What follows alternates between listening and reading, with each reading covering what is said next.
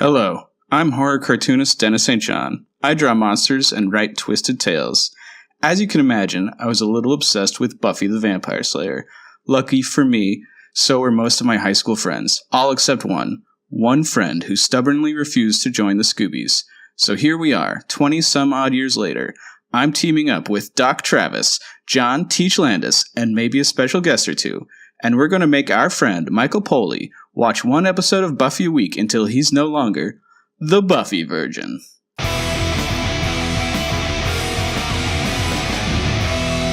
Hey everybody, welcome back to Buffy Virgin. We're on Season 4, Episode 20, The Yoko Factor. Season 4 is so close to being over, we can taste it.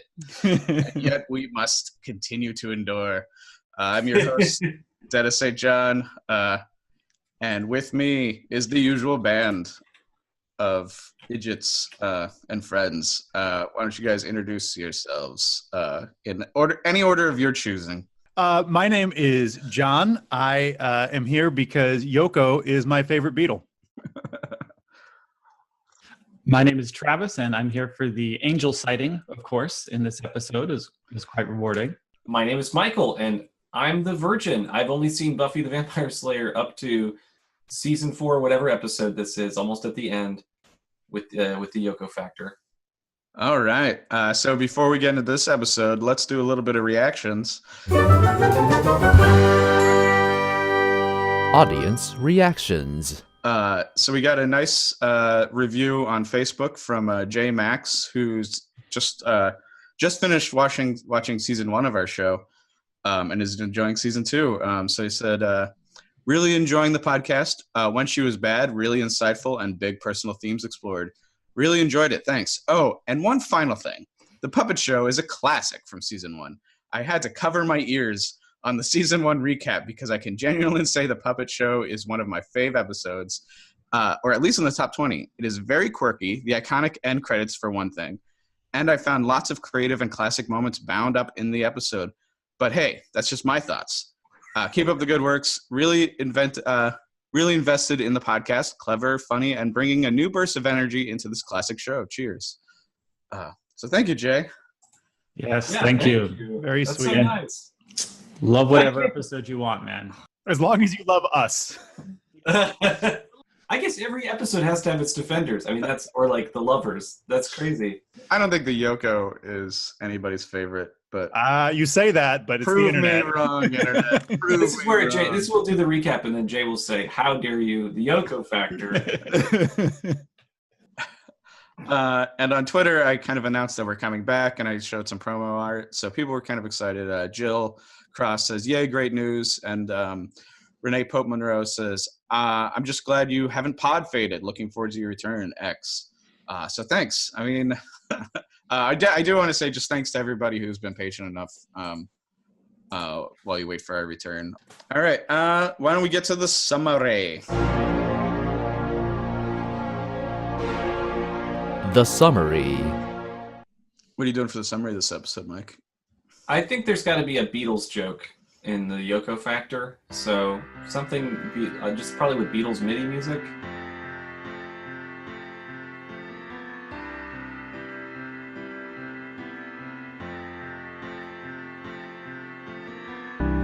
Imagine there's no Buffy. It's easy if you try. Hellmouth below us, above us only spike. Imagine all the Scoobies living on their own. Imagine there's no demons. It isn't hard to do. No vamps to kill or threaten. No Watcher Council too.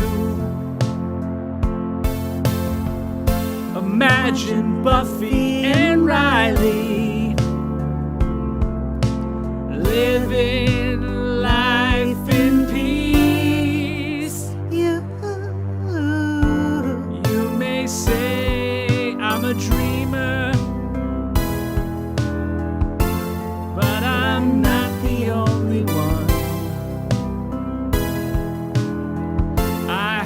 someday Angel will rejoin us,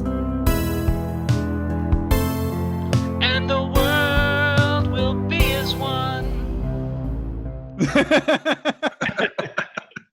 Oh, that's I like that. Yeah. Okay. That's John Lennon. That's not the Beatles. That's true. All right. Well, yeah. Okay. Well taken. All right, let's move on to great lines. Great lines. My favorite line from this episode was Angel's line where he's like, Riley, I don't like him. Definitely echoing a lot of sentiment from the other side of the screen, I think.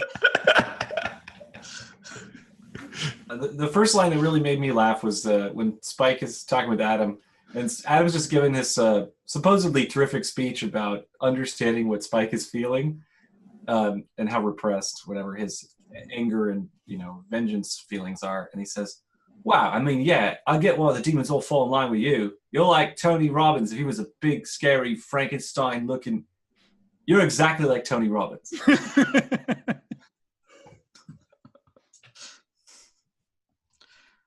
That one still works. I like when Riley finds out that Angel hasn't lost his soul, and he's like, "Well, there you go. I mean, even when he's good, he's all billowy coat, king of pain, and the girl's really," before he gets cut off. Riley. And this, I don't agree with Buffy's sentiment here, but I like the use of the literal use of this metaphor. If I was any more open-minded about the choices you two make, my brain would fall out. Yeah. I love when Willow's talking about the cats. I'm sorry.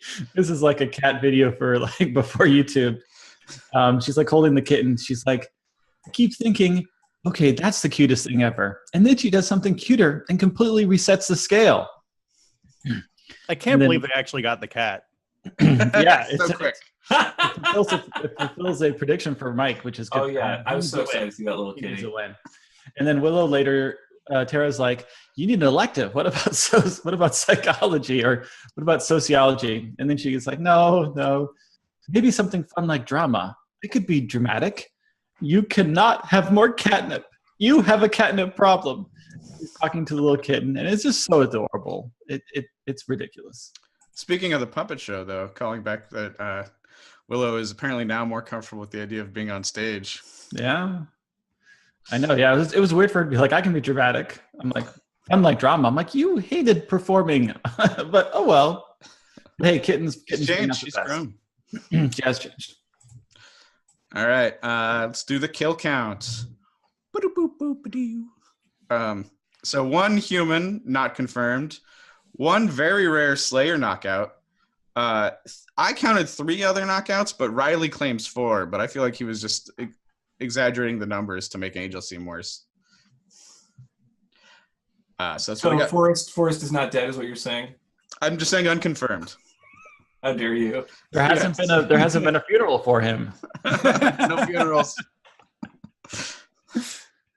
Living that no funeral lifestyle. Let's move on to weird noticings and trivia. Weird noticings.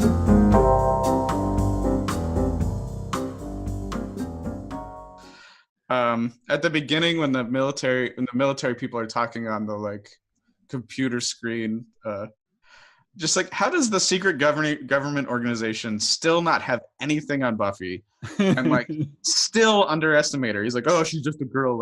She almost killed you last week." Well, I think the secret boss, whatever, is making fun of him a little bit. He's a little bit tongue-in-cheeky about his responses, where it's like, yeah, she, kidnapped, Riley, whatever, and broke in and out of, the facility. But even that joke is not connecting with the McNamara, whatever, the guy on the ground.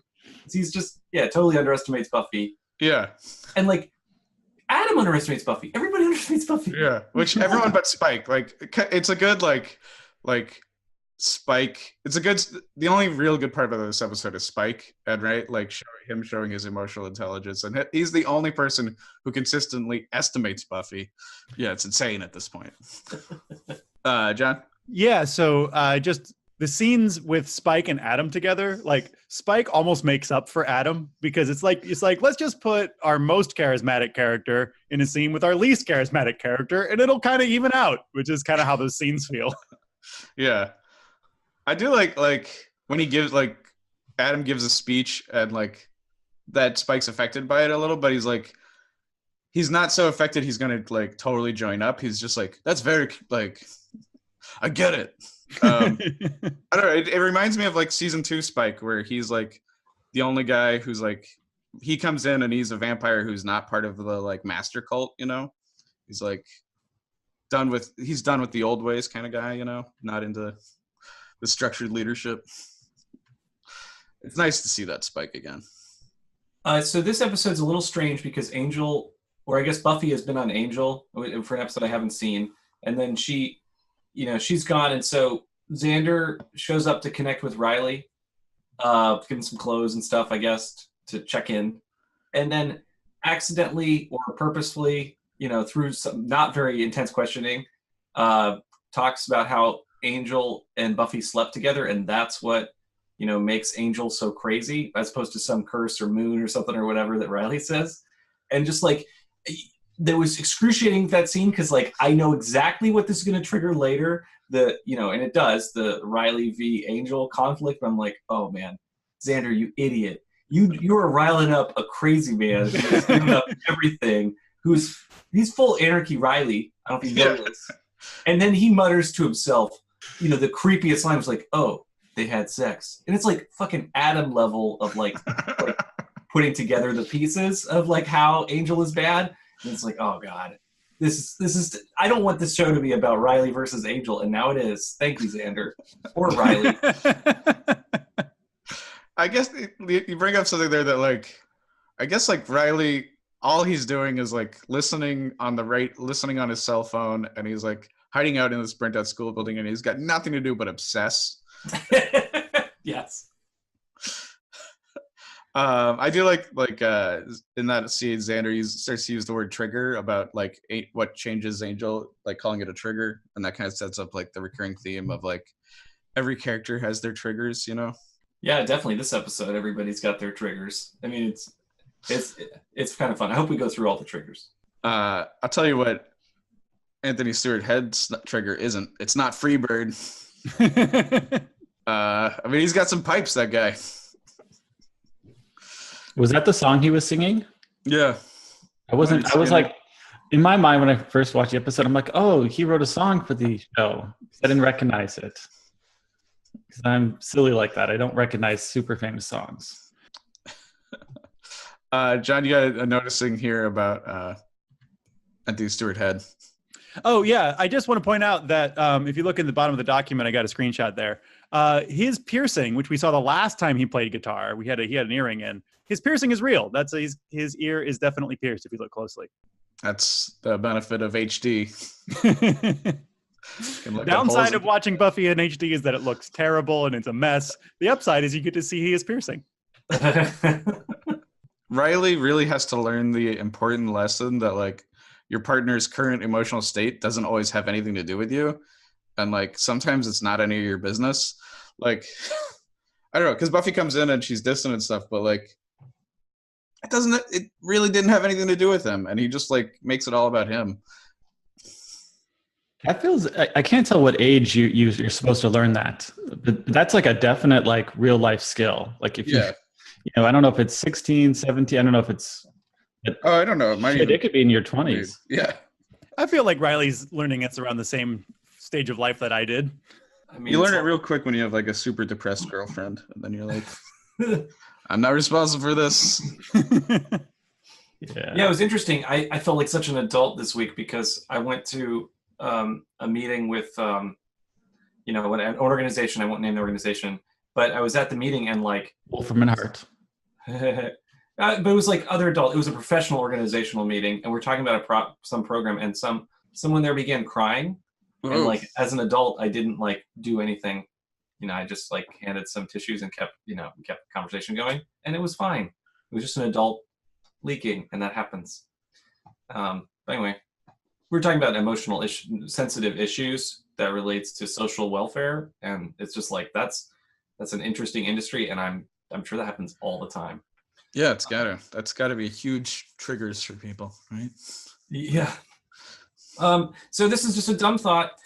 Can Spike make physical traps for people or like creatures? Because clearly, like, he can't hurt anyone directly. He can only use indirect means. That's kind of the setup for the, emotional, traps. He's very much like a Loki character this episode. Yeah. But it's like he's like dumb Loki, because he's like everything he's doing is so stupid and simple, and like it. We'll go through all of the things that trigger people, but like it's not very much. Like it's the smallest thing that disrupts. That is the Yoko factor.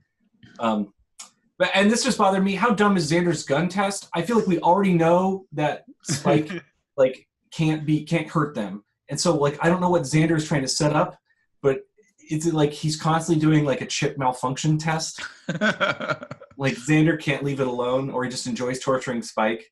But I feel like Xander has done this before. I mean, I don't know how many times Spike has been tested, but it's just like giving Spike a gun, real or not, and then just like seeing what he does. So annoying.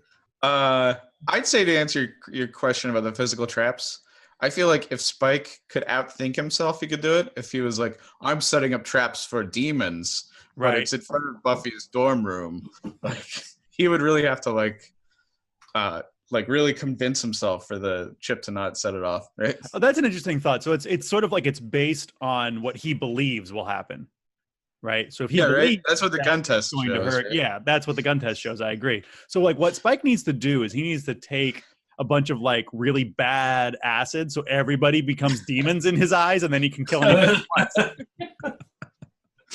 That sounds like a Rick and Morty solution. I kind of like that one. That's total Rick and Morty. How about Riley's cell phone mod, where he took some like copper wire, like he stripped some Romex and like wrapped it around a cell phone. That was pretty great, huh? I like that it was so explicitly a cell phone and not like a walkie-talkie. That would have made like more sense to me. Yeah, he's got like his flip phone and he like stuck some massive copper cable in it. It's great. Listen, he's going to work through the anarchist cookbook next. I like all the props that Anarchy Riley has, including the terrible pants. So Anya calls Xander like a Viking in the sack, and I mean she's been around for 1,000 years, so she might like literally mean that. It would remind me of a Viking I had sex with. And I like thinking like the comparison at the time would be like a townsperson or a farmer. Definitely more Viking than townsperson. Like laborer, or like I'm just trying to think of serf. Like a 800. No, you would say plowman, obviously. Plowman, there you go. Plowman, whoa. Plowman instead of stevedore, but I think a plowman would be good at sex, right? Anya, last night you called me Ragnar Forkbeard. What was that? Oh, it's a compliment. Oh, and then I was like, is it okay for her just to have this throwaway line about his sexual performance? It was kind of icky. I mean, it was funny because it was a compliment, so it wasn't that icky, but it was kind of like a little bit icky. I mean, but it's Anya. That's like Anya's about the not socially. Yeah, she's not PC because she comes from the Middle Ages, but it's like a weird throwaway line. I'm just saying. If somebody said that about Buffy, I would break my TV. I mean, I believe Parker has said that, but Parker's a monster. Yeah, he got punched. Yeah. A couple times, right? Didn't he? He got like 3 KOs in 2 episodes. Yeah. 2 episodes, he got enough. He got some head trauma. Yeah. Damn, Parker. Forrest, go. Forrest, run. Get out of here. Forrest, don't. They killed Forrest. Just like ran him through so fast. Yeah. I was a little surprised that Forrest.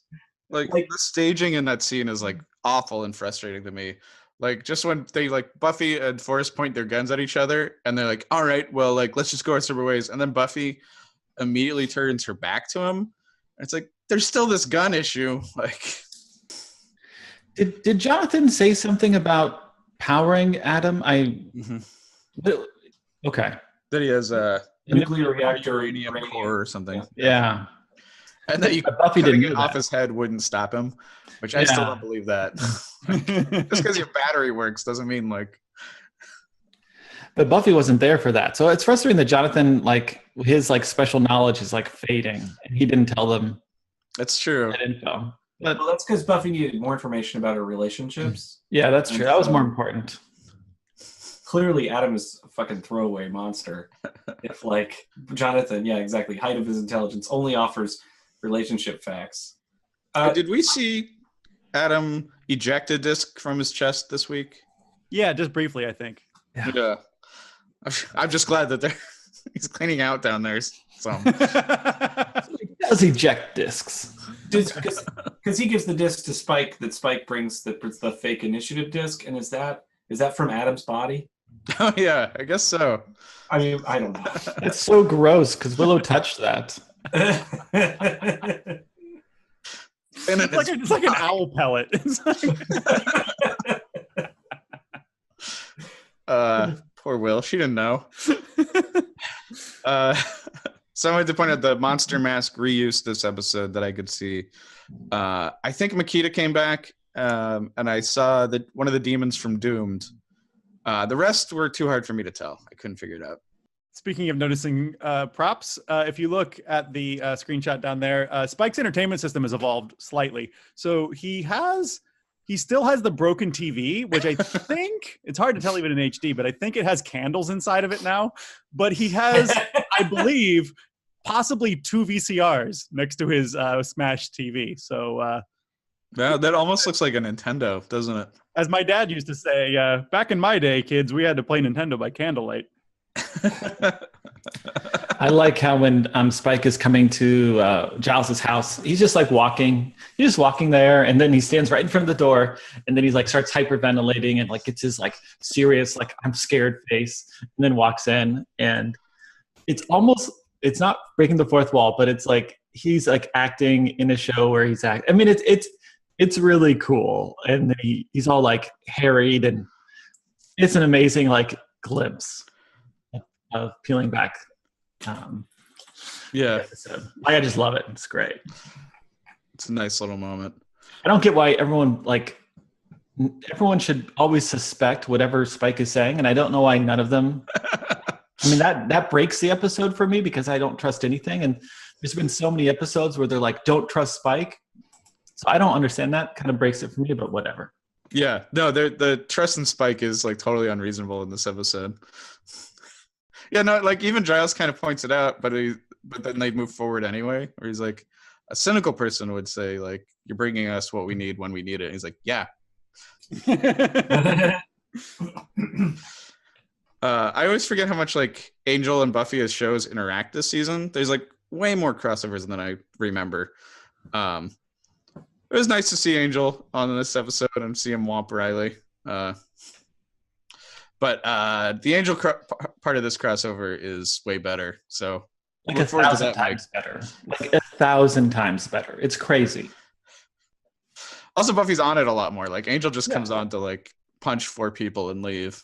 Doesn't make any sense. I just can't believe how much Angel doesn't belong in this episode or this show anymore. Like for something that someone felt so pivotal.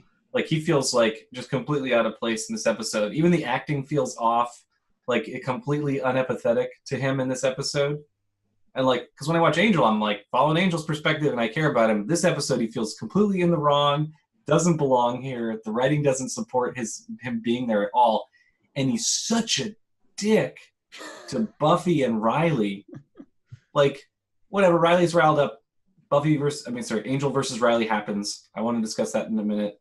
But I can't believe the way he treats Buffy and doesn't respect the fact that she has a relation with someone else. Because I feel like he's there to apologize, apparently, for, I'm sure, something rude he did on Angel. And yet... You'll have to watch and find out. He has nothing to apologize for. But this is like, cool. I can't wait for the next episode when he apologizes for behavior in this episode. And then they give him such dramatic music when he's doing his apology thing. And because Riley gets none of that. Riley is like just caught up in the squabble part of this episode. But like Angel gets this real like moment to apologize. And he doesn't deserve it. It's just it's totally atonal with everything else going on here, this Angel part. And it just like is a part of why this episode is so frustrating because there's no, I mean, I guess it's a two-parter. There's like no resolution for any of the stuff that's brought up in the earlier part of the episode. But instead there's resolution for this thing to happen on another show. Yeah. Yeah, no, this episode's super clunky. Like, scenes don't fit in together. Like, the Angel stuff doesn't fit in at all with, like, the Spike arc. And, like I said before we started camera, like, parts of this episode feel like they were written by, like, a Buffy fan who didn't know Buffy structure. Like, let's just give Giles a musical number because it's awesome, you know? Not have it connect in any way to the plot. I must admit, I got to give him credit for zero recap. I mean, on a show, you got to give him some hard love because this is like zero recap of stuff that happened on a different show a week ago. I mean, they knew their audience. They knew their audience was following both shows. It definitely is pretty clunky. Interesting. We'll wait and see what your take is, Mike, when you actually watch the Angel episodes. So Anthony Stewart Head plays a really fun drunk. When they find out about that Willow and Tara are girlfriends, that his bloody hell from off screen is mwah, beautiful. There is some good stuff in that squabble. Like, I like Willow being like, "You two are the two who are the two." That's a classic Willow. It was cute that Anya and Tara were just like chilling in the bathroom, like, you know, when you're like a little kid and your parents are fighting, and like you're not allowed in the room, and so you're like hiding somewhere. Also, just like we're the girlfriends club, like we're like the one step removed from this. Yeah. Speaking of girlfriends, I just want to point out that they said the word girlfriend in this episode, because in the last episode we had a bit of a discussion about how they didn't say girlfriend or love or gay or any words to like directly address the relationship that the episode was about. So, but in this episode they fixed that. I thought, in my mind, I thought this took longer, but at least they said girlfriend this episode. That was nice. Yeah. Yeah, thanks for noting that. Yeah, this was super clear.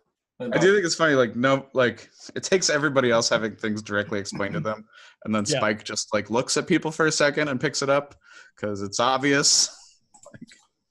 It's a good thing that Buffy and the Scooby Gang does not form a private detective agency. Because they are terrible at detecting the obvious.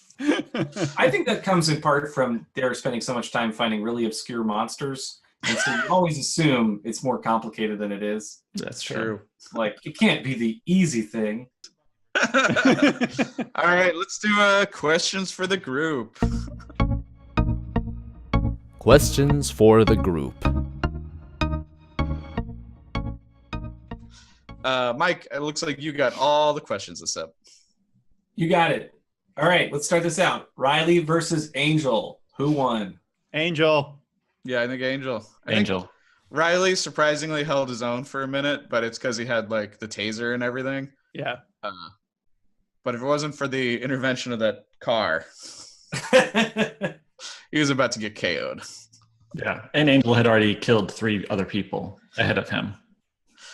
Those are just knockouts. Yeah, knockouts. There you go. Sorry. I was surprised that Riley lost that one because I feel like Riley, and also I was surprised how much of a fight he gave because like he just found out that Angel like had sex with his girlfriend and that had been a secret from him. And then, like, there's the guy he's just been resenting and thinking about.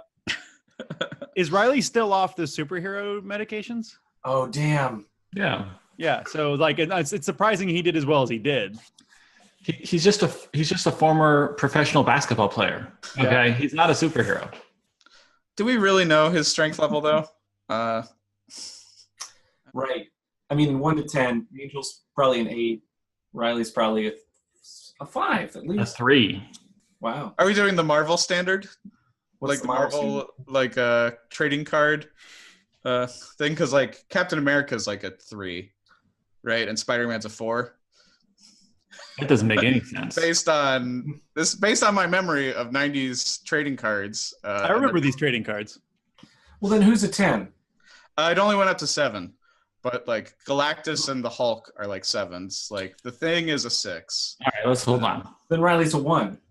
I mean, there's just no way. And Angel's a 2. Well, I mean, Riley probably has to be a 2 because Xander and Willow are 1s, right? Yeah, 1 is they're like a named card. They're a named character. They have to have a card. Their value probably can't be 0. So by default, Riley is a 2. I think my guess. Buffy this episode or this season has been stated as having like Spider-Man level strength, so I'll give her a 4. I would say Angel then is probably a 4 as well because they fight. You know, they fought him before, and it's a pretty even match. Yeah, we know he's for some reason a lot stronger than most vampires, though we don't really exactly know why. Yeah, we don't really know why. And then Spike is a 2, right? 3. Yeah, I'd give Spike a 3. Yeah, Spike's definitely stronger than Riley. Except for right now where he's a 0. Well, he's got a negative modifier.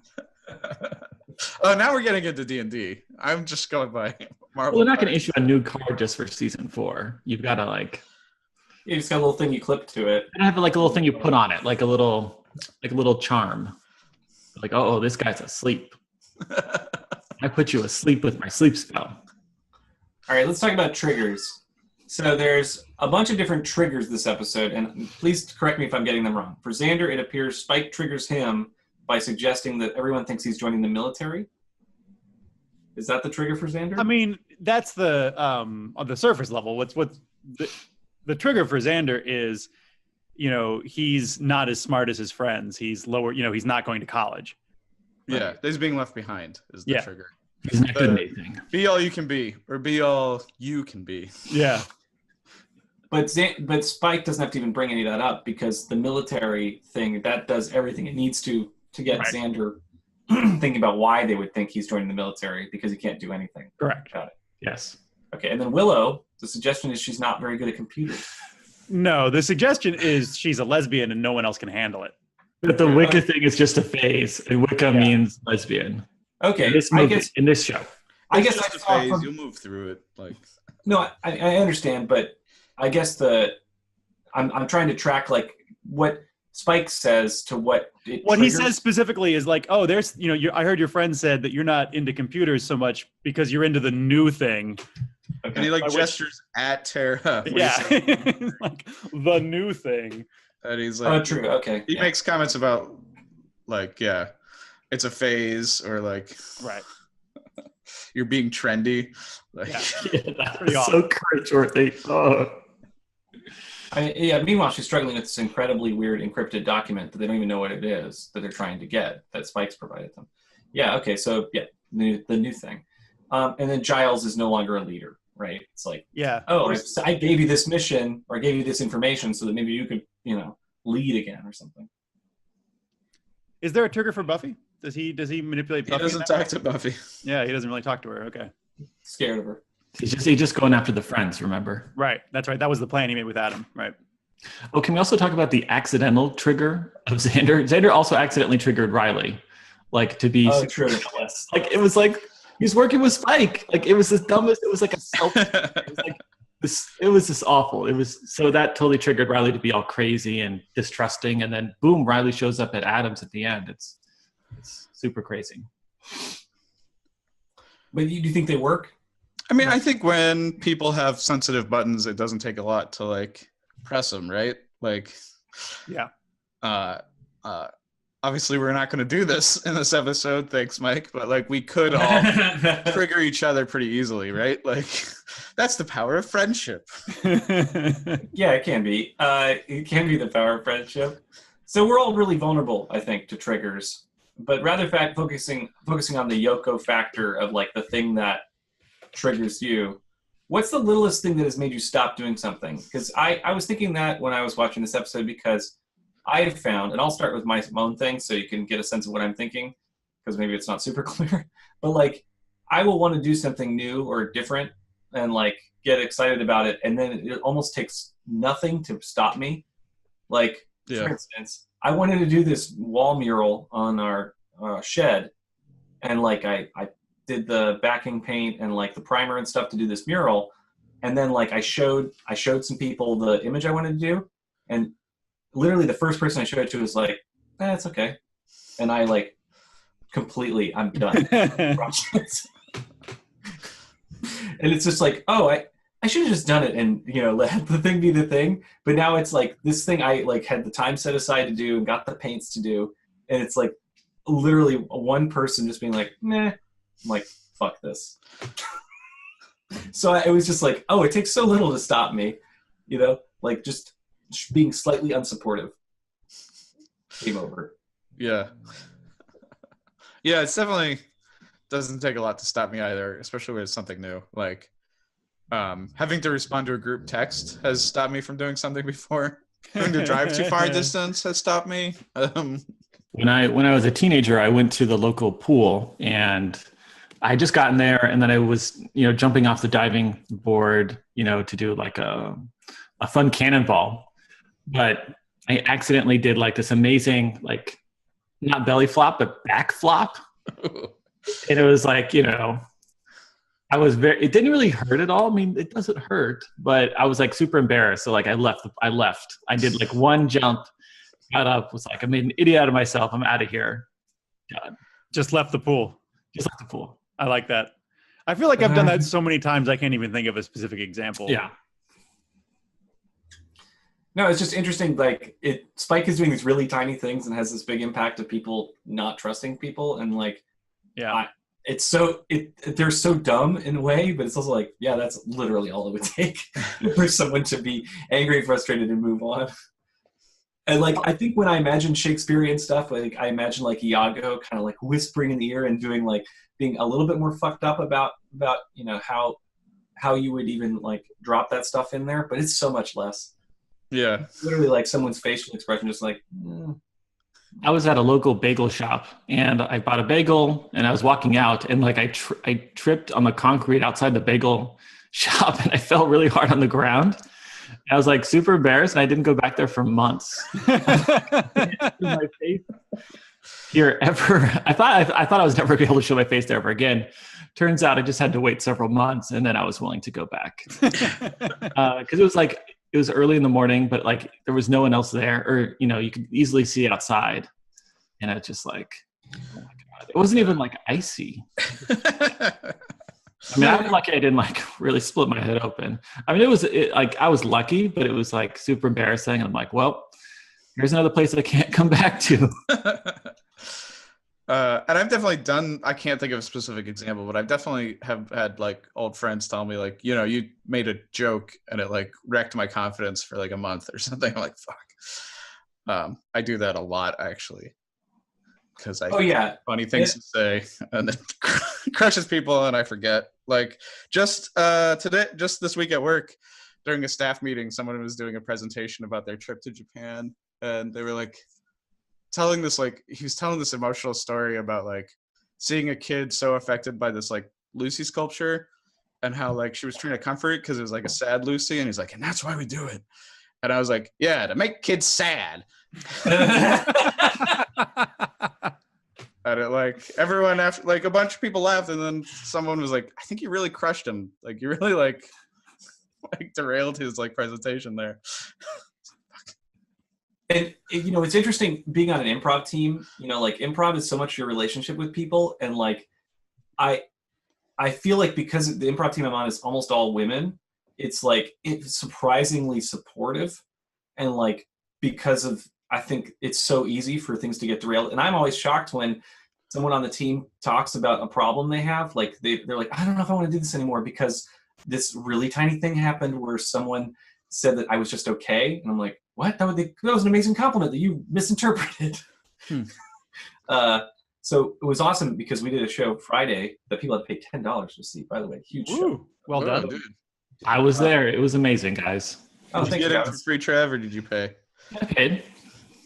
Good man. Yeah. But before the show, we spent an hour just telling each other how amazing we were, like what we thought about each person and like what we thought was amazing about them. And like, anyway, it's a great exercise. And I'm not saying we do this now, but we should do that. Not on the podcast, but I don't think we want to listen to that, but we should do it. And if you subscribe to our Patreon at the $5 a month level, you can get the recording of us telling each other why we think the others are amazing. Because you're good enough, you're smart enough, doggone it, people like you. All right. Let's move on to themes and deep stuff.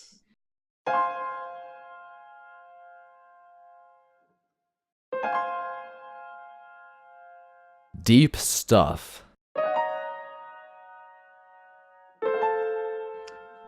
Yeah, I don't think the only theme that I put in here, I don't think is different than what we've been talking about, but just the idea that there's probably in any friendship or any relationship, there is probably enough insecurity and unspoken resentment that if it comes out wrong, could really cause a problem. And it's interesting that it's always there.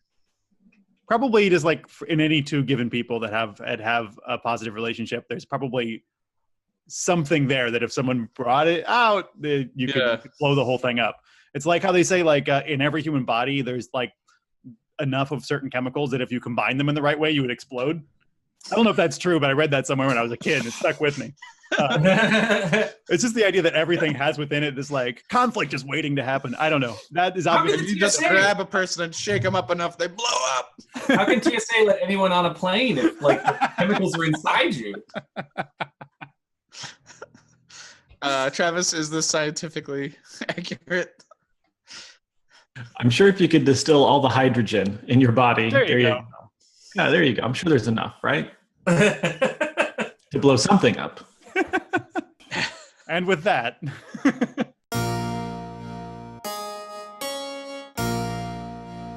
Recommendations.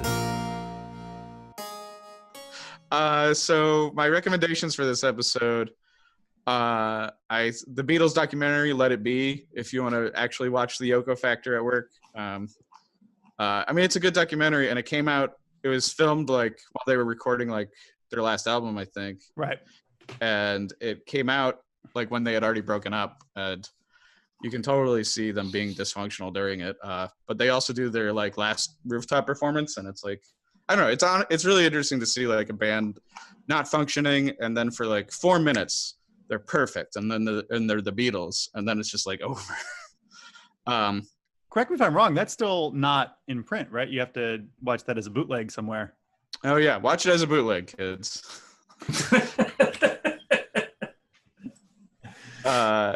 Brimstone and Treacle, which I've recommended before, but I don't think it made the letterbox. But it's Sting movie where he's like an evil manipulator. I was thinking about movies with like guys who are really good at manipulating people.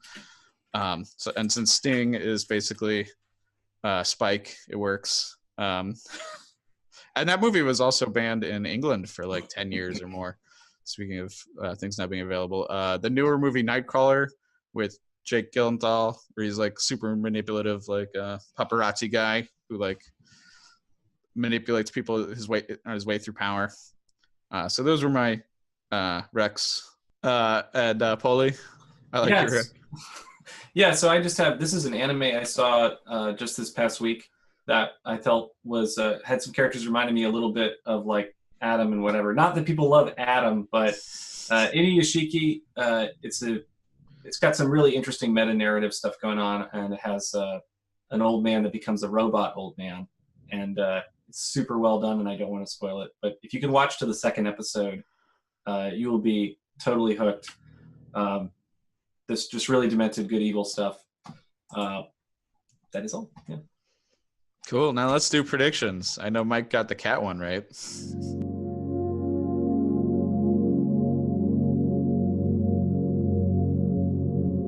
Virgin predictions.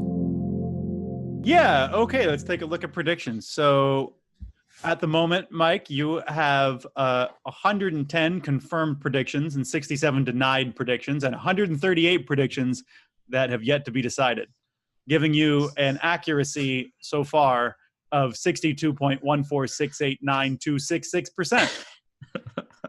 I can't wait till the end of season 7 when this thing jumps up 30 fucking points. You think so? Yes. But that's not a prediction. That's a foolish prediction. Okay, so, Mike, you did predict in the last episode that Tara and Willow will get a cat together, and so they have. Not only do they get a cat, it was specifically addressed that it is their cat together. So I think this one is definitely confirmed. I always feel like we should give him like an extra point because of how like insanely it really was extra clarified. I hear what you're saying, Travis, but you know, if he wanted to make 2 separate predictions, he could have made 2 separate predictions. So this is really on him. True. Fair is fair. Okay. Season could be 4, Ahmed. episode 19 as well. Again, in the same episode, last episode, Mike, you predicted that Spike is going to betray the Scoobies before the end of season 4. I think at this point, that has pretty much happened. Yeah? Yeah. Okay, I'm going to go ahead and confirm that as well then. Thusly, you are now at a 62.5698324. So you jumped up a couple of decimal points there. Oh man, what a mess. All right, so I have new predictions. Have I predicted Riley's going to get killed this season? You have predicted that Riley will get killed specifically by a vampire. But if you want to double down, you can double down. Okay, I need to then. Riley's going to get killed this season. And I just dead. And I'm not going to say by a vampire. No, excuse me. I don't want to say get killed. Riley's going to die. Okay. This season, not get killed. Related, Angel will never be on another episode with Riley. That Angel versus Riley, that was it. Finally, the gang will get back together next episode. This is a temporary, little blip in their relationship. Have I made a prediction about Spike's chip removal yet? You have. You have predicted that Spike will have his chip removed and that he will not tell people when it gets removed. Perfect. Are you going to want to make any predictions about how Riley showed up at Adams at the end of this episode? Oh, that's the precursor to Riley being killed. Okay. They're not like, I mean, I know they're related, right? They're brothers, but they're not really brothers. Riley immediately shut that shit down. This isn't a family reunion. And then clearly Forrest is unconfirmed dead, so Forrest is not dead because of the vagueness of Dennis's thing. I need to add that. I don't, even though Buffy was like, bad news. I got some news. Can we talk? Some news. It's not about Angel. Canoes. Forrest isn't dead. Or Forrest is dead. She's like, spoiler, Forrest isn't dead. Oh, wait, no.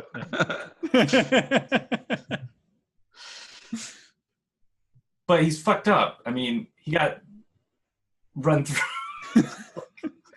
I think Forrest is not dead, but will die. Okay, Forrest is not dead right now. Forrest is not dead. Forrest will die in season 4. Okay. Forrest is Any not predictions about Graham? dead. Graham? The other one. What about It's Mac? the 3 guys. Riley, Forrest, and Graham. Did Graham already die? Or is Graham bitten by the werewolf? He got werewolfed. Yeah, werewolf. He got wolfed. No, that's it. So All right. getting close to the end of season 4, I feel like we should have some more season 4 predictions, like what will happen to the initiative. Okay, here we go. The initiative will get shut down by the end of season 4. I can't imagine the initiative being a fun villain for another 3 seasons. That seems That would be a slog. That would be terrible. They have no leadership and they underestimate Buffy. Cool. Let's underestimate Buffy again for another season.